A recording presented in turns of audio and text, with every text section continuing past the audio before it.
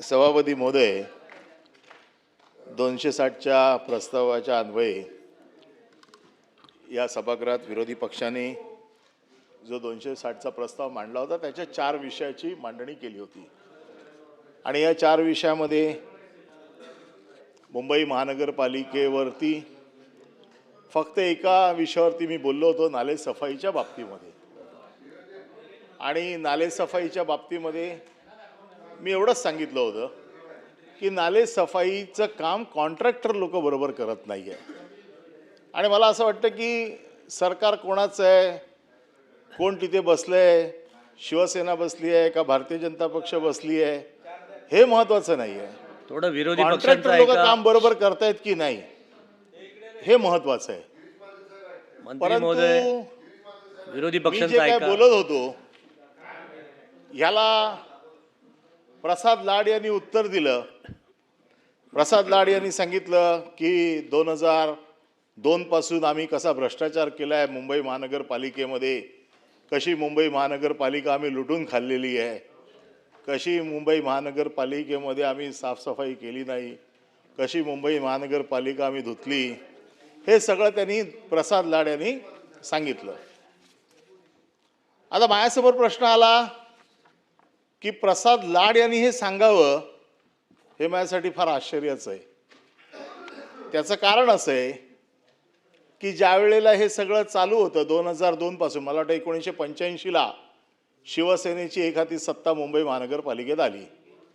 त्यानं जर 85 ते 92 पर्यंत शिवसेनेची सत्ता होती, 92 ते 96 काँग्रेसची सत्ता होती आणि 96 पासून सलग शिवसेना भारतीय जनता पक्षाच्या युतीचं सत्ता होती. आता प्रसाद लाड यांनी आरोप कोणावर केले की त्यावेळेचे जे लोक होते त्यांवरती.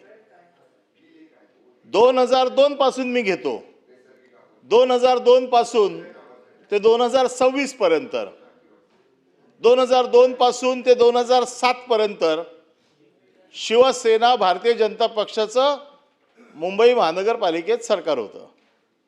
शिवसेनेचा महापौर होता तर भारतीय जनता पक्षाचा उपमहापौर होता. शिवसेनेचा स्टँडिंग कमिटीचा चेअरमॅन होता तर इम्प्रूव्हमेंटचा चेअरमॅन भारतीय जनता पक्षाचा होता. या सभागृहात आशिष शेलार बसलेले आहेत ज्यांनी मुंबई महानगरपालिकेमध्ये इम्प्रूव्हमेंटचा चेअरमॅन म्हणून काम केलेलं आहे, भारतीय जनता पक्षाचे गटनेते म्हणून काम केलेले आहेत. आम्ही सगळ्यांनी एकत्र काम केलेलं आहे. आलेत ना? या या या या आम्ही सगळ्यांनी एकत्र काम केलेलं आहे. हा, पुढे पुढे पुढे चला. नाही, आम्ही सगळ्यांनी एकत्र काम केलंय. कालच्या माझ्या भाषणाचा आशय होता की मुंबई महानगरपालिकेत जे कॉन्ट्रॅक्टर काम करतात त्यांच्यावरती महानगरपालिकेच्या बसलेल्या प्रशासनाने आणि जे कोण सत्ताधारी आहेत त्यांनी लक्ष ठेवावं. परंतु प्रसाद लाड यांना ही सवय लागलेली आहे की आपलं भाषण वरिष्ठांनी ऐकलं पाहिजे, त्यांनी आपल्यावरती खुश राहिलं पाहिजे, त्याच्यासाठी आरोप केले पाहिजेत. आरोप जर नाही केलेत तर आपलं दुकान बंद होईल, कदाचित आपल्याला कोण विचारणार नाही. कारण ज्या वेळेला हे सगळं चालू होतं, आज ते देवाभाऊचं पूर्ण दिवस कौतुक करत असतात, त्यावेळेला ते अजितदादा अजितदादा अजितदादा असे ओरडत होते. त्याच्यामुळे त्यांना ह्या सगळ्या गोष्टी माहीत नाही, म्हणून त्यांच्यासाठी हे सांगावं लागतं. आशिष शेलार आणि मी एकत्र गेले कित्येक वर्ष, 25 वर्षापेक्षा जास्त एकत्र काम करतोय. त्याच्यामुळे भारतीय जनता पक्ष शिवसेना युती काय आहे हे प्रसाद लाडकडनं तरी मला समजण्याची गरज नाही. आता प्रश्न राहिला की भ्रष्टाचार 2002 पासनं त्यांनी सांगितलं 2005 पासून मिठी नदी कशी लुटली, मिठी नदीतला गाळ कसा खाल्ला, तो गाळ कोणाच्या तोंडात गेला. आता ठीक आहे, मग हा आमच्यावर आरोप आहे ना. मग हा आरोप फक्त आमच्यावर कसा असू शकतो? महापौर आमचा होता तर उपमहापौर तुमचा पण होता आमच्या बरोबर, स्टँडिंग कमिटी आमची होती तर इम्प्रूव्हमेंट चेअरमॅन तुमचा पण होता. आणि ज्या स्टँडिंग कमिटीमध्ये पास होतं, या स्टँडिंग कमिटीमध्ये जे 26 सदस्य असतात त्याच्यात मेजॉरिटीमध्ये आमचे आणि भारतीय जनता पक्षाचे सदस्य एकत्र होते. त्याच्यामुळे कुठलाही निर्णय हा भारतीय जनता पक्षाच्या व्यतिरिक्त आमचा झालेला नाहीये, हा एकत्रच झालेला आहे. त्याच्यामुळे जर समजा तुमचा आरोप जर आम्ही खरा मानला की आम्ही लुटून खाल्ली, तर याच्यात तुम्ही आमचे भागीदार होतात का? नव्हतात? मग का मंजूर करायला दिलं आम्हाला? का त्यावेळेला कोण ओरडलं नाही? आज का नाही बोलत आहे कोण? अनिलजी, आपण मंत्री महोदयांच्या उत्तरावर बोला. नाही, मी मंत्री महोदयांच्या उत्तरावरती नाही बोलत आहे. त्याच्यावर right to reply त्याच्यावर मध्ये नाही. ऐका, प्रसाद लाडांना मला उत्तर मला देण्यासाठी देखील आपण या नाही. सभागृहामध्ये राईट ऑफ रिप्लाय मध्ये ज्या शंका सभागृहामध्ये उपस्थित झालेल्या आहेत मंत्री महोदयांच्या त्याच्यावरती उत्तरावर- राईट ऑफ रिप्लाय मध्ये उत्तर देण्याचा अधिकार आहे. तुम्ही ज्येष्ठ आहात आणि त्यामुळे- मंत्र्यांनी जे सांगितलं त्याच्यावरती मी येतो की हे सगळं जे काही झालेलं आहे, ज्याच्यावरती जे बघा आरोपाचं खंडन राईट ऑफ रिप्लाय मध्ये करावं लागतं. It's okay. आरोपाचं उत्तर खंडन करणार ना की नाही मी? आणि म्हणून माझं मत असं आहे की 2007, 2002 ते 2007, 2007 ते 2012, 2012 ते 2017, 2017 ते 2022, त्यापैकी 19 आणि एकच प्रसादजी. सांगतो. आणि हे ज्या वेळेला होत होतं त्यावेळेला भारतीय जनता पक्ष आमच्या बरोबर होता. त्याच्यामुळे जर माझ्यावरचे आरोप जर करायचे असतील तर त्या आरोपामध्ये भारतीय जनता पक्ष देखील तेवढाच बरोबरचा माझा साथीदार आहे असं म्हणणं आहे. एकदा तुम्ही आमच्या बरोबर चौकीदार म्हणून बसले, आम्ही समजा लुटारू आहोत आणि तुम्ही चौकीदार आहात. चौकीदाराला पैसे दिल्याशिवाय माल बाहेर निघू शकतो? मग चौकीदार काय करत होता? मग चौकीदार भ्रष्टाचारामध्ये सहभाग होता असं मी समजायला हरकत नाही ना. बरं, माल बाहेर काढला असेल. आता त्यांनी जो विषय काढलेला आहे, काल 2च विषय काढले, मी जास्त विषयावरती बोलत नाही. त्यांनी सांगितलं उंदीर मारायचं कॉन्ट्रॅक्ट आणि हे 5 लाख उंदीर गेले कुठे? नाताभाऊ बसलेत तिकडे. हे उंदीर मारायचं कॉन्ट्रॅक्ट 2016 मध्ये आलं. नाही थांबा 1 मिनिट. 2016 मध्ये हे उंदीर मारायचं कॉन्ट्रॅक्ट आलं आणि त्यावेळेला स्टँडिंग कमिटीने हे उंदीर मारायचं कॉन्ट्रॅक्ट पास केलं, ज्याच्यामध्ये सगळ्या कालविधी सगळी शीट असते त्याची नोटिंग ती बघून घेतली, सगळ्यांच्या सह्या आहेत. आता त्याच्यामध्ये नाताभाऊनी 2018 मध्ये ज्यावेळेला नाताभाऊ विधानसभेत होते खाली, त्यावेळेला त्यांनी प्रश्न विचारला की हे उंदीर एवढे मारले गेले कसे? 7 दिवसात 3 लाख उंदीर कसे मारले गेले? हा विषय काल त्यांनी काढला. त्याला माहीत पण नाहीये की ते उंदीर कुठे गेले. ते काय ते उंदराच्या निष्कासित करायचे, मारायचे पद्धत काय असते, त्याचं टेंडर काय असतं. केवळ भाषण करायचं म्हणून करायचं नाही, तर त्याचे परिणाम देखील बघावे लागतात. त्यावेळेला नाताभाऊनी आरोप बीजेपीवरच केला होता. हा आरोप आमच्यावर नव्हता. त्याची प्रोसिडिंग काढा. आणि म्हणून माझं मत असं आहे की हे सगळं अभ्यास करून प्रसाद लाडांनी या सभागृहात बोलायला पाहिजे. आम्ही जर भ्रष्टाचार केला असेल तर तुम्ही आमचे बरोबरचे भागीदार होतात. आम्ही जर भ्रष्टाचार करत होते तर तुम्ही चौकीदार होतात, तर चौकीदार तुम्ही पार्टनर होतात आमचे. आणि 22 पर्यंत तुम्ही होतात. 22च्या नंतर प्रशासन होतं. मी तर मागणी केली होती या सभागृहामध्ये की 2005 पासून या मुंबई महानगरपालिकेमध्ये झालेल्या भ्रष्टाचाराची चौकशी करा आणि जे त्या वेळेला स्टँडिंग समजा आम्ही भ्रष्टाचार केला असं पकडून चालू. जे भ्रष्टाचार करणारे महानगरपालिकेत प्रमुख लोक होते ते आता कोणाच्या मांडीवर जाऊन बसलेत आणि त्यांना काय घेतलं?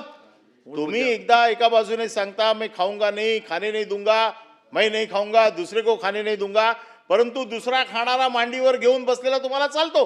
जनतेच्या प्रश्नावर या. नाही, जनतेच्याच प्रश्नावर आहे. स्टँडिंग कमिटी हा जनतेचा प्रश्न आहे. मंत्र्यांच्या रिप्लाय जे लोक स्टँडिंग कमिटीचे चेअरमॅन होते, ज्यांच्यावरती त्यांनी भ्रष्टाचाराचे आरोप केलेले आहेत, बघा राईट ऑफ रिप्लाय मध्ये या सभागृहामध्ये निर्माण झालेला संभ्रम दूर करणं राईट ऑफ रिप्लायचा भाग आहे. डिस्टर्ब करू नका.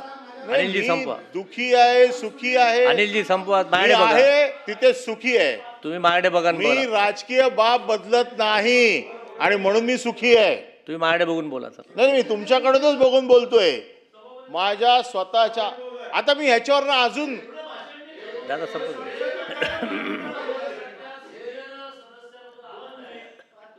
हा 5 मिनिटं असं तुम्ही पुन्हा भाषण सुरू केलं, त्याच्यावर पुन्हा उत्तर द्यायला लागेल. नाही, एकच सभागृहाला मंत्री महोदय 1 मिनिट. एक मंत्री महोदय अहो ऐका ना इकडे. आपल्याला 5:30ला आहे ना, खाली गिलोटीन आहे, वरती माननीय मुख्यमंत्री येणार आहेत. नाही नाही, खाली आहे. ऐका ना, अनिलजी ऐका ना,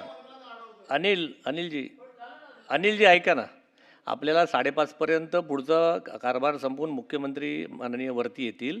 आपल्याला पुरवण्या मागण्या तोपर्यंत त्याची चर्चा संपवून आपल्याला पुढचा कारभार. त्यामुळे माझी विनंती,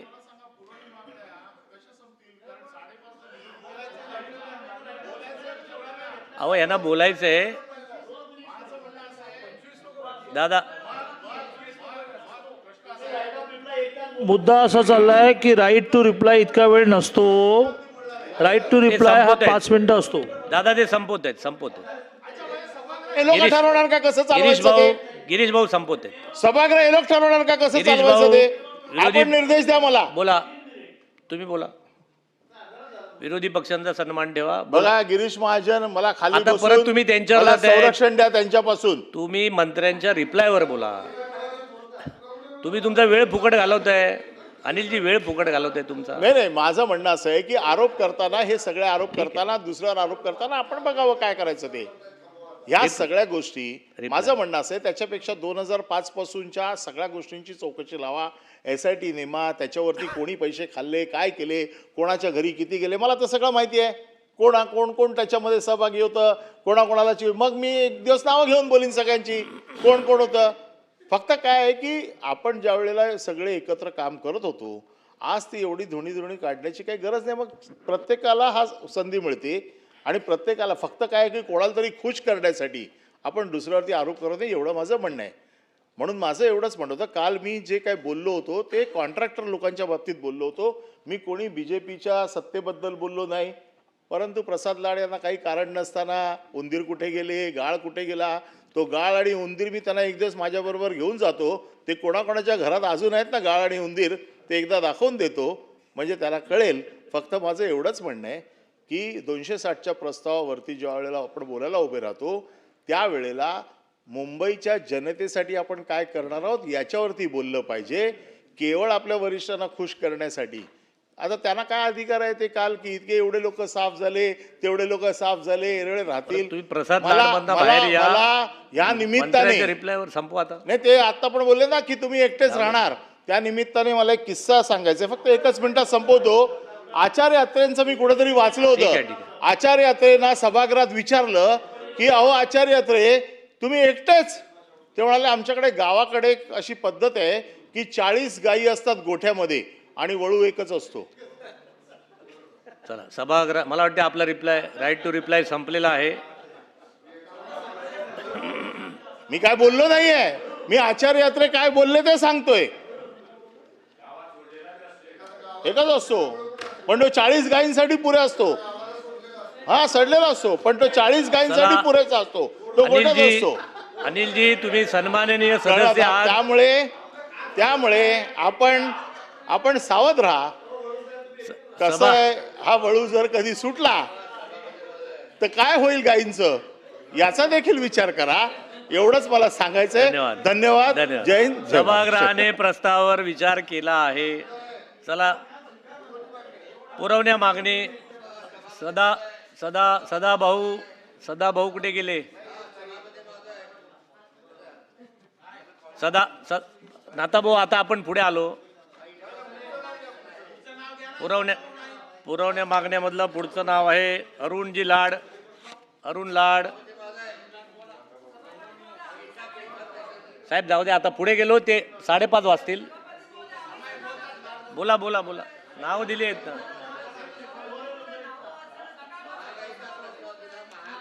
नीलम गोरेजी, अनिल परब, विक्रम काळे, सतेज पाटील, परिणय फुके, सुधाकर अडबाले, भावना गवळी, सुनील शिंदे, प्रवीण दरेकर, अशोक भाई जगताप.